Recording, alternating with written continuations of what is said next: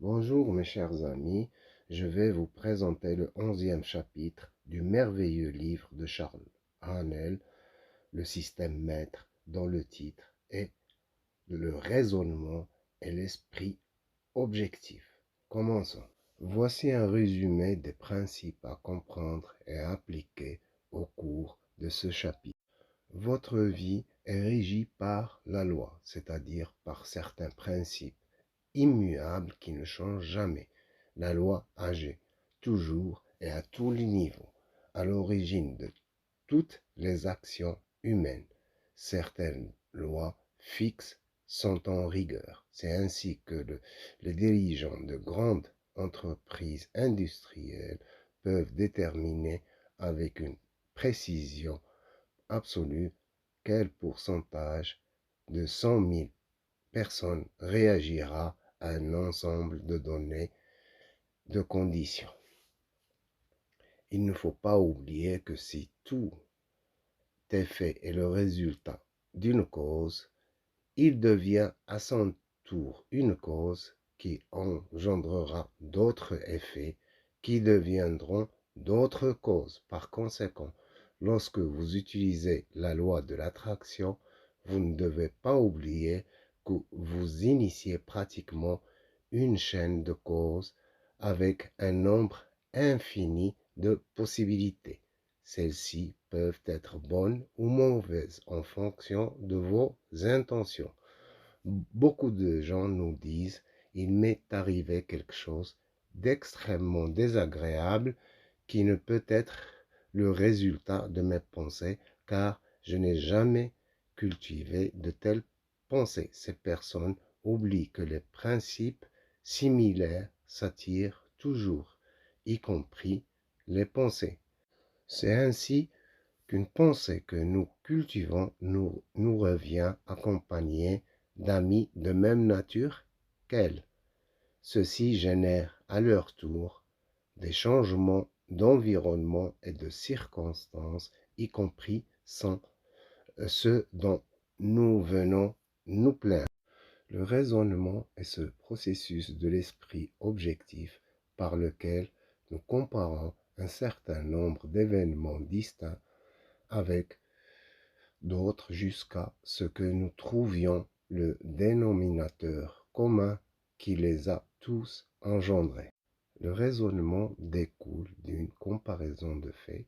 Cette méthode d'étude de la nature a permis la découverte de nombreuses lois, marquant une nouvelle ère dans le progrès de l'humanité. Le raisonnement est une ligne de démarcation entre la superstition et l'intelligence. Elle a permis d'éliminer de la vie humaine beaucoup d'incertitudes et de caprices en les remplaçant par des lois de la raison et de la certitude.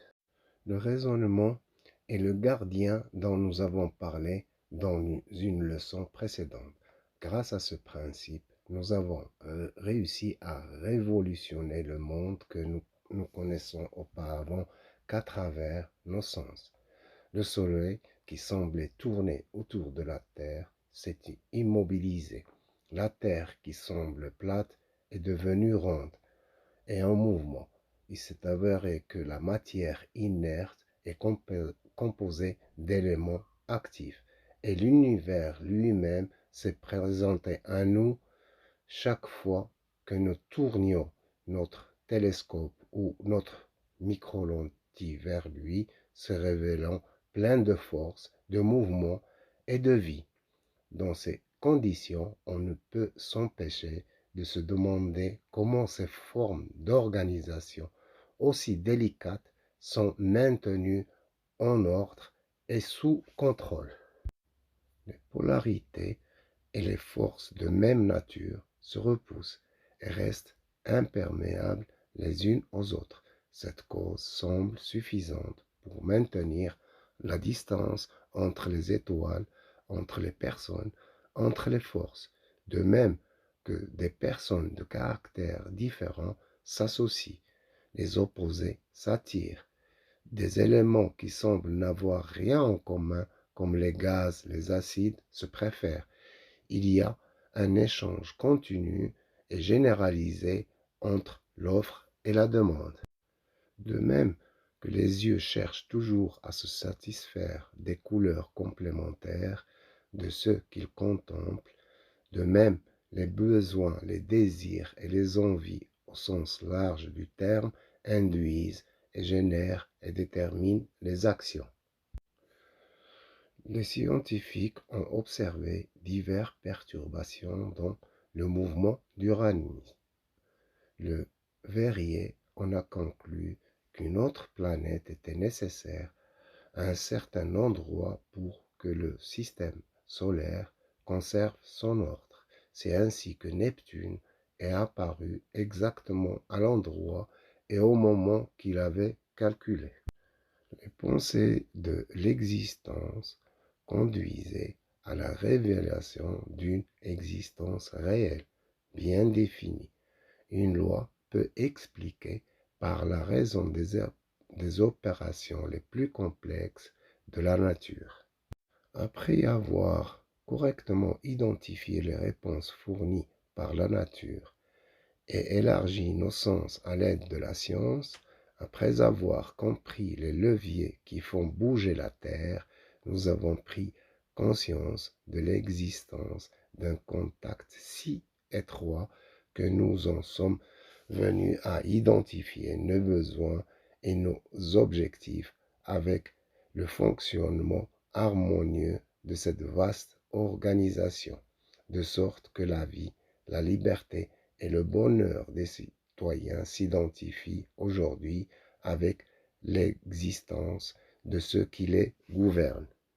De même que les intérêts de l'individu sont aujourd'hui protégés par les armes du pays et non seulement par les siennes, et que ses besoins dépendent aujourd'hui des besoins universels et mondiaux, de même que les citoyens de la République de la nature peuvent se protéger des malheurs des organisations subordonnées par une alliance avec les puissances supérieures en appliquant les lois fondamentales de la résistance ou du mouvement aux agents chimiques ou mécaniques.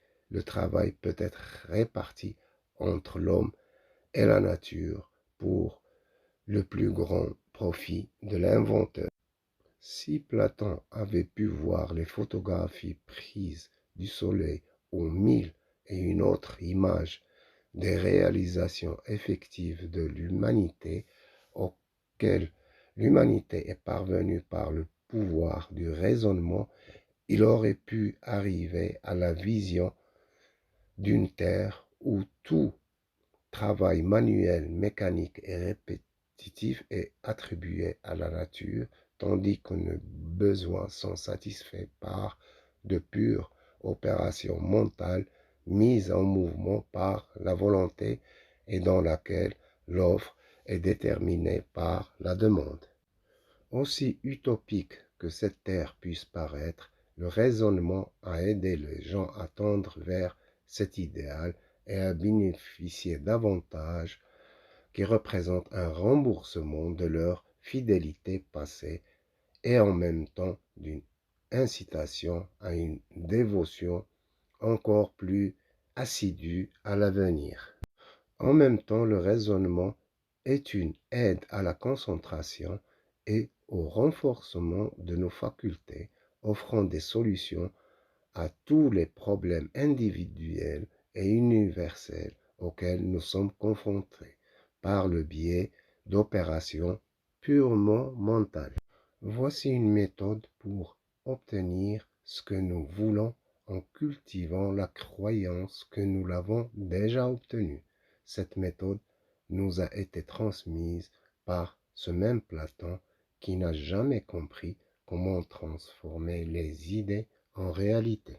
Cette méthode a également été développée par Swedenborg dans la doctrine des correspondances, mais un maître encore plus grand a dit: tout ce que vous désirez quand vous priez, croyez que vous l'avez déjà reçu et cela sera donné. La variété des temps utilisés pour les verbes dans ce passage est tout à fait extraordinaire. Tout d'abord, nous devons croire que notre souhait a déjà été exaucé, ce n'est qu'alors qu'il se réalisa. Cette déclaration concise explique parfaitement comment le pouvoir de la pensée doit être utilisé pour impressionner l'esprit subjectif universel avec l'objet particulier que nous désirons en croyant qu'il existe déjà en tant que réalité. Notre pensée opère donc au niveau de l'absolu, suscitant toutes les conditions limitées. En d'autres termes, nous plantons une graine qui, si on la laisse tranquille, germera et engendrera une réalité correspondante. Pour résumer, le raisonnement est un processus de l'esprit objectif par lequel nous comparons des événements distincts jusqu'à ce que nous trouvions le dénominateur commun qui les a tous engendrés. Dans tous les pays civilisés, il y a des gens qui obtiennent des résultats en impliquant le même processus, mais qui ne semblent pas le comprendre, lui attribuant une certaine aura de mystère.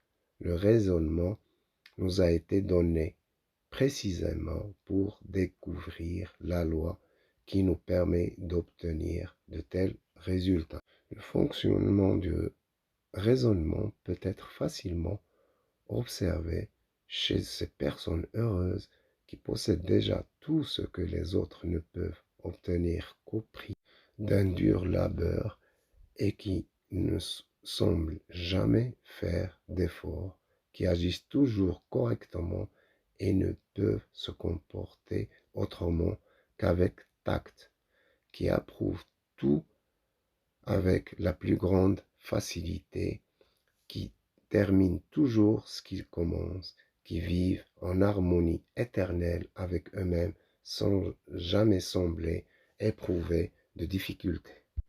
Nous pourrions dire que le fruit de cette façon de penser est un don de Dieu, mais un don que peu de gens apprécient et comprennent. La reconnaissance du merveilleux pouvoir que possède l'esprit bien orienté et le fait que ce pouvoir peut être exploité, dirigé et utilisé pour résoudre n'importe quel problème humain est d'une importance transcendante. Toutes les vérités sont identiques, qu'elles soient exprimées dans un langage scientifique moderne ou apostolique. Il y a des âmes timothymiques qui ne comprennent pas que la complexité de la vérité fait qu'elle doit être exprimée de plusieurs manières, car aucune formule humaine ne pourra jamais rendre compte de toutes ces facettes. Le changement de perspective ou d'action, l'utilisation d'un nouveau langage, les nouvelles interprétations, l'approche d'un point de vue inconnu ne sont pas, comme certains le croient, une séparation de la vérité, mais plutôt la meilleure preuve que la vérité est comprise sous une nouvelle lumière, dans la perspective d'une nouvelle relation avec les besoins humains devenant ainsi mieux comprise en général. La vérité doit être transmise à chaque génération et à chaque personne sur des terres toujours nouvelles et différentes.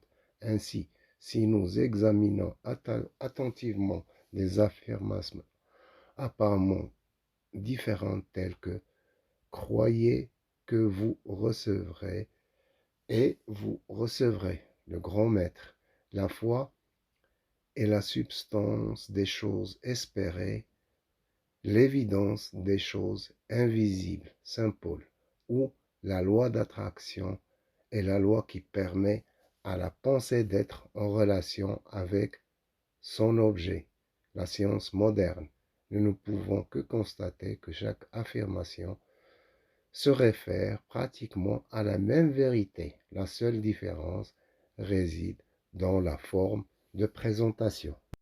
Nous sommes tous à l'aube d'une nouvelle ère. L'homme a appris de nombreux secrets de fabrication et la voie est maintenant préparée pour un nouvel ordre social, plus merveilleux que tout ce qu'on a connu jusqu'à présent.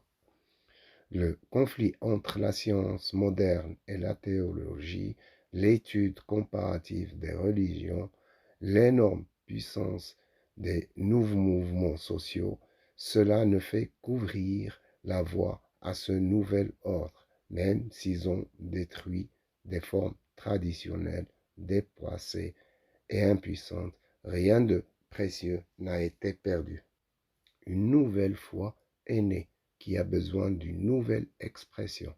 Cette foi prend aujourd'hui la forme d'une conscience profonde de la puissance qui se manifeste dans l'activité spirituelle d'aujourd'hui, quelle que soit son expression.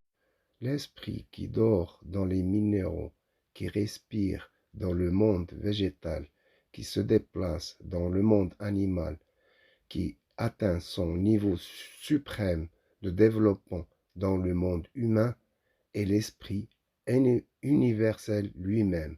Il nous invite à combler le fossé qui sépare l'être de l'action, la théorie de la pratique, en démontrant notre compréhension du domaine qui nous a été donné de gouverner. Le pouvoir de la pensée est de loin la plus grande découverte de tous les temps. L'importance de cette découverte a mis du temps à atteindre la conscience collective, mais elle est enfin arrivée et l'importance de cette découverte suprême est démontrée aujourd'hui dans tous les domaines de la recherche. Vous me demandez quel est le pouvoir créatif de la pensée.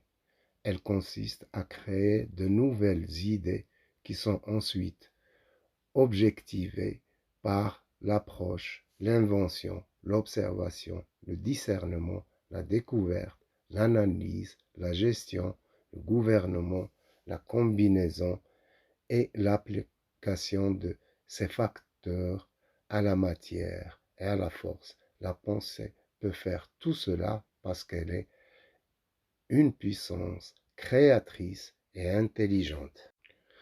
L'activité de la pensée atteint son apogée lorsqu'elle plonge dans ses propres profondeurs mystérieuses, lorsqu'elle transcende son moi limité et passe d'une vérité à l'autre jusqu'à ce qu'elle atteigne la région de la lumière éternelle où tout ce qui a existé, existe et existera toujours se font dans une grande harmonie généralisée.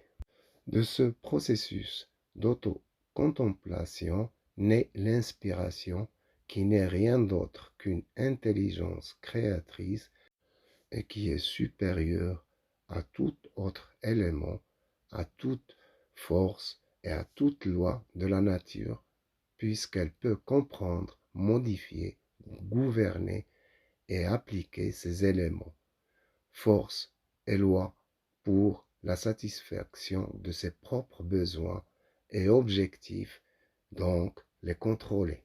La sagesse commence par le règne de la raison, et la raison n'est rien d'autre que la compréhension des connaissances et des principes qui nous aident à réaliser le sens des choses.